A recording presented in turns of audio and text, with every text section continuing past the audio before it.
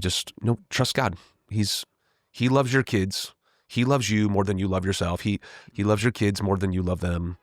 He loves this church more than I love it. It's just trust. Welcome to another episode of the One Life podcast. We're going to dive deeper into the weekend sermon. We just concluded, Pastor Jared, our Sound Mind series. Added a week to it. It was a bonus episode or bonus weekend. Yeah, bonus episode of the message. Yeah. A lot of people thought, well, we're done. We're on to something else. And just the response, the emails, the text messages, the DMs, it warranted another week. Yeah. So talk about that first, just the last 4 weeks for you as an individual, right? Beyond just the pastor on the stage. But you mentioned at the beginning of the sermon, this is one of the hardest sermon series that you've ever had to preach through. So talk a little bit about like behind the scenes. What does the last month kind of look like for you? Well, I mean, I think everybody knows this. I do lots of research, listen to tons of sermons. So I'm not starting from scratch, right? Like what other churches, other pastors, where have they leaned into a conversation like this? So I've been learning, been reading, researching, listening for the last 6 months. But when it comes time to like actually put thoughts and points to paper, I just felt the weight in knowing that so many people are dealing with this.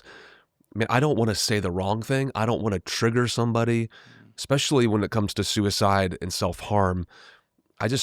So I would say it this way. I always pray, always take a step back from writing a sermon and thinking who's in the room. Yeah. But this was way more challenging from that standpoint of just making sure, like, I would say it this way, more prayed up than I probably have ever been. The spiritual warfare piece, and as we talked about that, that's always heavy, but just personally experiencing that. So yeah, that's what I mean. It was challenging, hard. But looking back at it from this side, man, it's just so grateful because there's definitely so many people that needed this conversation. Yeah. And the response that I kept on hearing was, we've been in church our whole life and we've never heard a sermon on suicide and self-harm or, the battle for your mind, the depression, anxiety. So just think it helped a lot of people, and just praise God for that. So and to answer your point, felt the weight of the conversation every single week. Is there a moment of this series being done that is a relief? I know that's bad to say, but like just in general, like preaching through such a difficult topic, but now that you're done with that element of it, it's a moment of like, or is it like? No, for sure. Even yesterday, coming home, I was at the East Mesa campus this weekend preaching, and coming home, I slept really, really well yesterday. Yeah, okay. And I would probably say it's probably been a month since I've kind of just slept, without the added pressure. Now we're entering into a fun series. It's going to be talking about like finances and giving, but there's lots of vision baked in this. And I mean, you know me, I love living in that arena. So cool. Excited. So thankful for what happened, but really excited into the next 4 weeks. And then we're into At the Movies. So this is going to be a fun October and November for our church, which I think the people probably too are like taking a deep breath from the conversation as well. So I think they're on that roller coaster with me. That's good. Yeah. All right. So let's back to the sermon. The anxiety and depression is kind of what we focused in on for this week. And you gave a definition of anxiety, a feeling of worry, nervousness, or unease, typically about an imminent event or something with an uncertain outcome. So as far as the definition goes, because I do think we live in a culture where everything is just, I'm anxious about this, or I have anxiety about that. So defining it first, I thought was really crucial. So speak into that for a little bit about what actually is anxiety and how do we determine if we're anxious versus and then what leads to depression? What are the actual terms we're using and how to define them? So the age of anxiety. So let's just have that conversation. Robert Lee, and it's going to be in the show notes. Mm-hmm. He that's the best definition that I've ever heard of anxiety, of just kind of laying it out of, hey, by the way, all of us are there. You might not think you're anxious or have anxiety, but all of us do. I think that is part of the human condition, the result of living in a fallen world, because there's all things that happen in this life that we can't control. And every time we worry about it, every time we put mental thoughts, like you're anxious. Yeah. So that's probably the best definition of that I've ever come across for anxiety. So here's where it's different though. When you begin to ruminate, and that uneasiness, or the four things that I listed about Elijah, the things that you can't control, like all of those things. When you begin to ruminate and it's over and over and over, that's when the therapist will call it stressful or anxiety analgesia, which is now you don't know life apart from not being in control. Yeah. Like it's basically taking over your life. Yeah. And then it turns into painful anxiety. And when you don't address that, and most people don't, it turns into depression. Yeah. And it's not, okay, this is a series. So it's not a situation.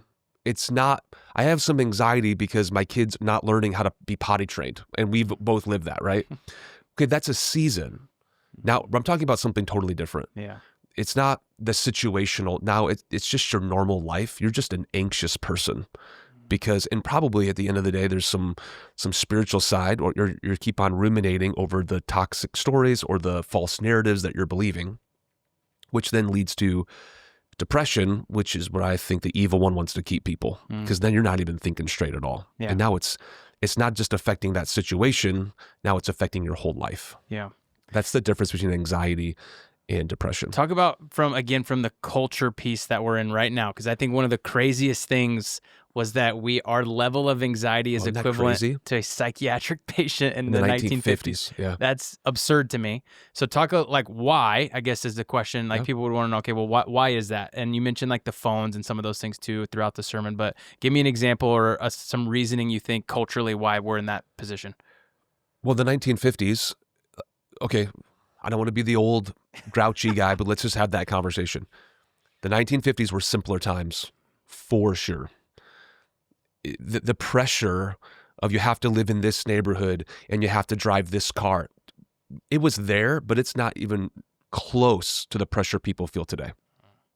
Like you could have one income in the 1950s and have a nice life. Now, almost impossible. The pressure of our society, and I'm going to talk about this in this series, the pressure just to live life, to have nice things, and again, that's why I put in quotation marks. Everybody defines nice things differently, right? It's all relative to somebody's situation. But no matter where you are on like your income level, it's wherever you are is not enough. I know people that make $10 million and have $100 million net worth, and guess what? It's not enough. So the pressure today is very different than the 1950s. Yeah. And so that was what leads to anxiety most often. So it's a faster paced life today than it was in the 1950s. No one could argue that. And yes, let's be the old grouchy guys in the room, like cell phones, social media, the pressure that's on our teenagers today to live and act and have certain things. It is bananas, the pressure today that happens with our kids. So that's all of that plays a massive role. Yeah. In the social media, the scrolling, the comparison. Even Elijah, like in the text, was guilty of that. I'm not as good as my ancestors. That's not true. Yeah. But he's comparing himself, and that's all social media is. Our low moment to the highlight reel. If you completely off topic, Yeah. but I'm thinking a lot about the 1950s right now. If you had a decade you were to live in specifically in America, which decade are you choosing? Well, because I'm married to my wife, Amanda, that she'll be mad that I'll say this. She loves the Little House on the Prairie, like that whole time frame. Interesting. Okay. So I don't know if it's where she grew up. Maybe it's from her Rhode Island, kind of living in some of the older towns out there. But she would go back to like the early 1900s. Wow. Isn't that crazy? That is so I'm married, crazy. so I guess that's where I'd probably live. I am like churn your own butter type Oh stuff? yeah. Interesting. She loves that. Wow. Yeah, it's fascinating. Something you get to find out about Amanda. Fabulous 50s seems pretty great to me though. Yeah, I think I think you're coming out of the world wars. Like that's the boom of the middle class. Like motorcycle jacket, like the Fonz with his. You're living life, Yeah. man. That's the amount of milkshakes and like burger joints back then were off the charts. I mean, I can't From what I've believe heard. we're having this conversation right now. Yeah. Yes. I mean, there's I guess that's some yeah. I'm a firm believer. I believe this. Like we're living in the best time right now. Yeah. Like what we're able to do, technology. So it's a double-edged sword, right? Yeah. There's really negative, but there's some really good that comes with it. AI, it's fascinating to me, all that we're going to be able to do with this. But because I'm married to Amanda, it'd be like the early 1900s, man. Like before Little House on the Prairie. before like, power and Oh, like, yeah, like That sounds she loves terrible. that stuff. Isn't that fascinating? Oh man. Yeah. All right, we got to get back to the sermon, but that's a fun. So 1950s fun for you, apparently. That's yeah, probably. I think so. okay. All right. Yeah, the '80s seems cool, but I think that's just cool because it's cool right now. Like the whole Stranger Things and like I don't know, the '80s are like cool. I mean, I guess Saved by the Bell, the TV show. Yeah. That's the 80s or 90s? I think it's '80s Both. to '90s. Yeah. All right. I mean, I was born in 1982, so I'm not old enough to have an opinion on the 80s, but 80s. I mean, Saved by the Bell, Kelly Kapowski. Let's go. Okay. All right. The power of ruminating. You talked about ruminating as negative self-talk. What are some practical ways a believer can interrupt like the toxic? Let me have this conversation. cycles of Sorry, that? I'm having this. Okay. Amanda always gets mad when I talk about Kelly Kapowski because she's like my childhood crush. She's like, I look nothing like her. That's I'm fair. like, yeah, but that's why That's are you negative why are you self-talk she comparing? has. Exactly, Yeah, you're don't comparing. compare. That's a It's pathway she's into anxiety ruminating and on that. depression. Yeah, that's a good point. Sorry, you were asking another question. I'm still thinking about Kelly Kapowski. Okay. All right. So we're talking about What we got? What does somebody have to do to get rid of negative self-talk if they're just ruminating on it over and over and over again? Like, how can we? What are some things we can fill the truth in beyond just like, hey, just read your Bible? Like, I want to go back to that very first week when we were like, sometimes it's not as simple as like, well, just like what you said even this week, the let go, let God piece. Right. So what are some practical steps people can take to kind of get rid of some of the toxic things they tell themselves? Well, number one, you have to admit that you have a problem with this. Like if you're not willing to like bring it to light. So I say this all the time. The first step of spiritual growth is self-awareness. Like if you're not aware that you have a problem, you're never going to grow. So you just have to be like, this isn't normal. Now, you might have to get a different person's perspective because you're stuck in rumination and you just think this is the way it's always going to be. So being able to process that with a counselor, a pastor, a life group like member, like someone that you trust can actually speak into your life. You self-aware, number one, and then once you're aware, then you know what to do. So find a friend that you can be honest about. And then yes, you have to train yourself. This is why it's so hard.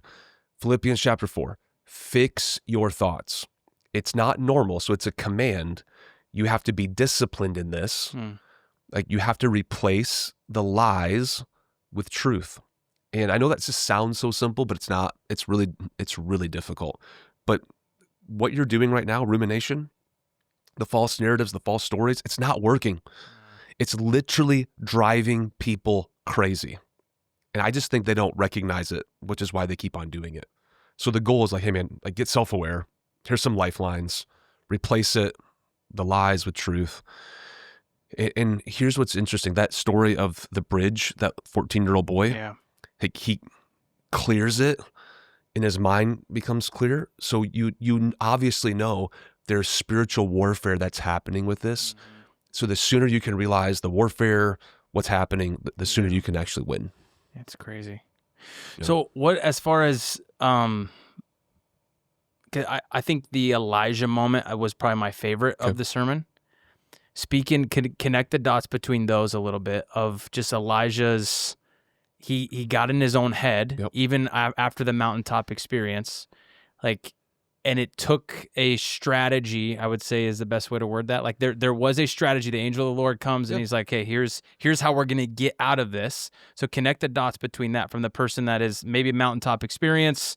They are going through a difficult time. They start to believe the negative self-talk. Elijah's in a similar circumstance. He used like even like the simple fact of eating to get out of some of those things. Okay, Like talk through some of that. So not to be overly scientific. So I'm not a scientist. I might say something wrong here. Somebody way smarter than me can correct me in the chat or the show notes. I don't care. But the negative self-thoughts, it's what happens in stressful situations or anxiety is your body produces cortisol. Cortisol is actually a good thing because it does actually make you aware, it makes you push back. The problem is when you're in rumination, negative self-talk, anxiety, stressful situation, and all you're producing is cortisol that actually depletes your mind. And you reprogram your brain. You're creating neurological pathways, not with healthy things, but with negative things, an overflow of cortisol, which is why, think about this, it's not in the text, but it's in the text. Like the thing that you need, you are so depleted, Elijah, you need food. But you just need a good meal. You need a good nap. You need good food. And by the way, he fell back asleep, woke him up again and said, you need more because your brain's not functioning properly. Yeah. A lot of times with people that are anxious and depressed, and I kind of opened up about my experience with that. I wasn't healthy. I wasn't eating right. I was, traveling a bunch. I wasn't sleeping. All those types of things play a role in your mental health. So you have to replace, again, create new pathways. So oxytocin, all the things that I shared in the sermon are beneficial for your mental health. There is a spiritual side to it, and we've talked all about this, but the very practical side is, if you're not eating right and you're not exercising, and then you wonder, I'm in a funk. Well, yeah, no duh. Like, what was the data point that I said that is coming out today? If you exercise 4 times a week for only 20 minutes, cardio. Like taking an antidepressant. It's same benefit as antidepressant medication. That's crazy. Is what the science has proven. So if people come to me like, I'm in a funk. Well, are you eating right? No. Are you exercising? No. I'm like, well, yes, let's deal with the spiritual side, but there's some really practical things that you can put in place like right now. Like just eat a fresh piece of fruit and go for a walk. I mean, it's not like, oh, I'm not going to the gym. Okay, just go for a walk. Go get vitamin D outside like that. And I kind of made the joke, like even the human connection piece. Yeah. Like that plays a role in breaking people out of the pit of anxiety, stress, and even depression. I think that's tough too for like introverted people because they just make excuses about like why they're designed for isolation. Right. You're like, no, you're not. That's not a thing. Yeah, it's an excuse. It's a crutch, right? Yeah. So, here's the problem. People that are in the cycle, the rumination of anxiety and stress, they're going to make every excuse of why they can't do that. And again, it's the negative self-talk. They're going to convince themselves that it's not exercise. It's not my diet. It's everything else. And I would just simply and gently nudge them and say, it probably is other things, but it also could be the fact that you just eat fast food all the time. And you're not designed for that. Yeah. And you're designed to move your body. So yes, but also yes. Introverted people that are stuck in the cycle, and even extroverted people, they're gonna lie to themselves and convince them that it's not that, it's everything else. Yeah. Gil, let us dive a little deeper into the personal story you shared just about your journey with that pastor specifically. What did that journey look like for you? And how long did that take? And you kind of alluded to it a little bit, but just like give us a little bit more detail what the journey actually looked like. So I'll go back and just kind of say it was probably 3 or 4 months that brought me to that point. So not to be too specific about the situation, the church was growing. Amazing things were taking place. I had a lot of responsibility. And so I think there was a pressure point for me too of just thinking, and I was young at that point, thinking, oh, I need to control all of this. I need to handle it all. And if I don't do certain things, it's all going to fall apart, which again, those are just lies. So I had to break free from some of that. And that was in the self-discovery stage. But it's probably 3 or 4 months of just feeling pressure, traveling, not eating right, not exercising, all the things. To Amanda's like, something's off. And then I'll never forget that Monday morning, just having an anxiety attack. And it was, thinking I couldn't control certain things. So Joe Freeman just passed away, retired Lutheran pastor in Indianapolis, but also did I don't know if the name Henry Nouwen rings a bell, but Henry Nouwen left Yale Divinity School. He was a professor and went to Toronto, Canada, and spent the last 20 years, world-renowned theologian, working with people with mental health issues. Okay. And so Pastor Joe Freeman actually studied under Henry Nouwen, got proficiency in mental health, and he and I just went on a journey. And lovingly, he never judged me, but it was self-discovery. Of, no, you're a control freak, man. And the reason why you're so anxious and stressed out is because there's things that are happening that you can't control, and you're actually driving yourself crazy, but you're actually driving everybody else around you crazy. So it was this, again, the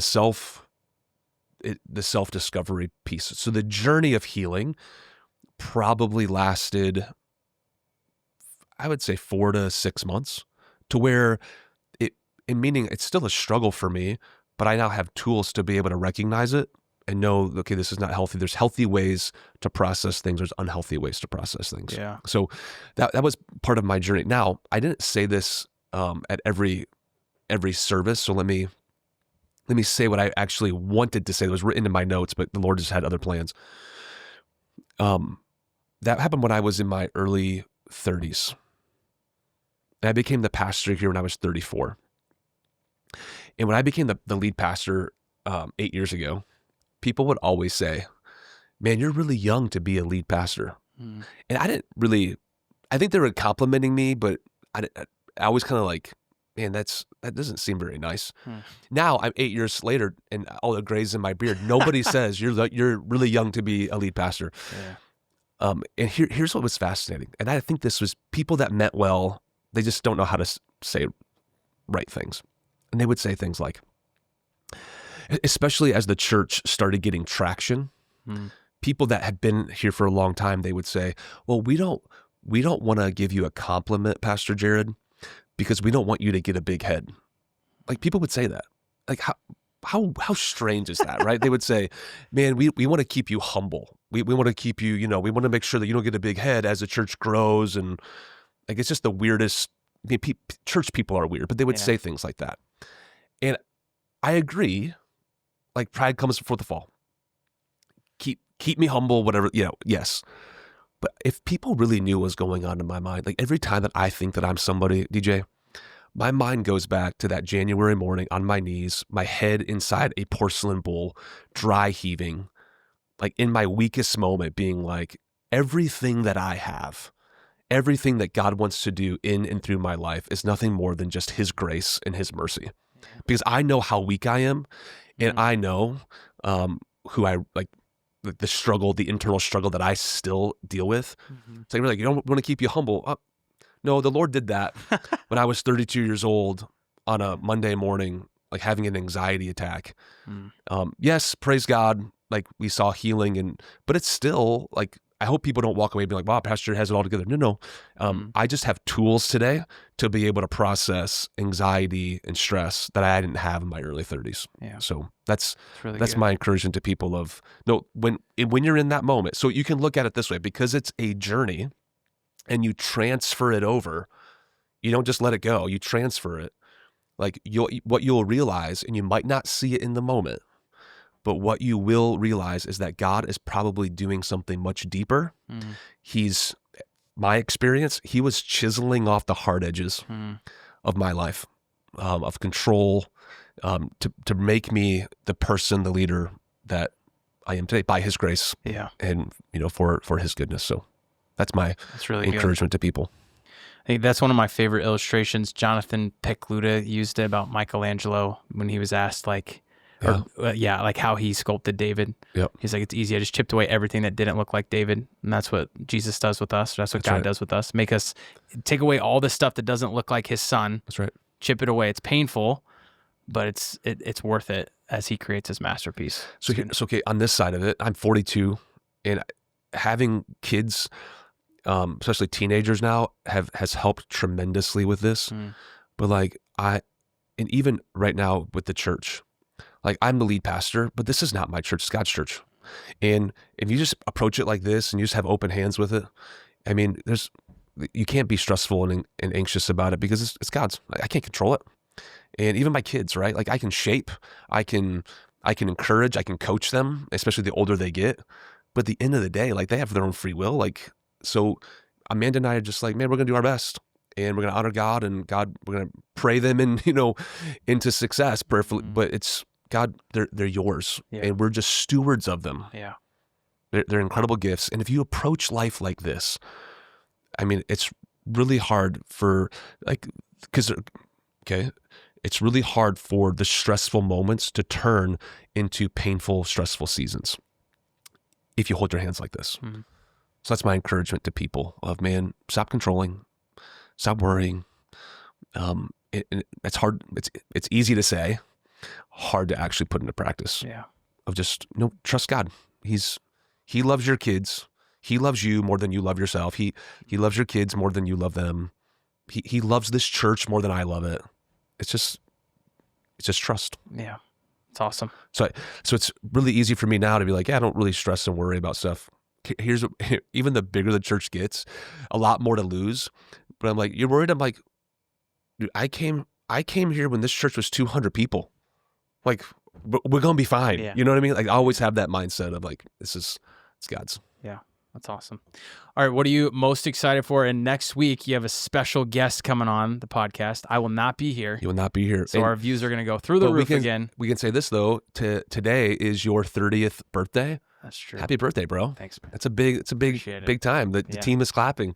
It's big. It's a big deal. So what are you guys doing? Anything fun? I know you're going out of town. We are going out of town this upcoming weekend. We'll be at one of our team members is getting married. Yeah. And then I'm actually speaking for my dad at a church in Florida. It's awesome. And you're going to the Florida Gator football game? We are. Against Texas? Against Texas. I'll be watching. We'll shock the world instead of going 1-4. Is that your birthday gift to yourself?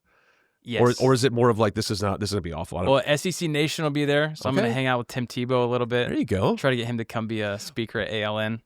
Please do. Yeah. And by the way, yesterday, I was at East Mesa campus, and there was a new lady. She's like, I've been coming. I listen to the podcast every single week. It's just, but when you guys start talking about football, you lose me. So if you're watching right now, I'm sorry, to have lost you, but it's a thing. Yeah, there might be more than just one person that's the case for, but no, I think everybody loves football talk. Saved by the Bell, Kelly Kapowski. There we go. I mean, we've got it all covered today. Love and Little House on the Prairie. That's Amanda, man. That's and she might be mad that I've thrown that on Front Street, but she literally loved those books growing up. Would say I go back there in a heartbeat. And if like we're watching like a movie, and if it's in that time frame, she's glued to it. Interesting. Yeah. My mom is obsessed with like all the Jane Austen era stuff. Okay. And she even she'll have young adults and like teenage girls come over to her house. She's in her 60s. No. And they'll have like tea, yes, like the little sandwiches, and watch like Pride and Prejudice. It's the whole Let's deal. go. And I'm like, what is going on? Juliet doesn't feel that same way? No. Okay. Not even a little bit. I love it. Yeah, man. Well, happy birthday again. Thanks. Appreciate it. Grateful for you. Remember, the church is not a building we sit in. It's a movement we get to be a part of to reach one more life for Jesus.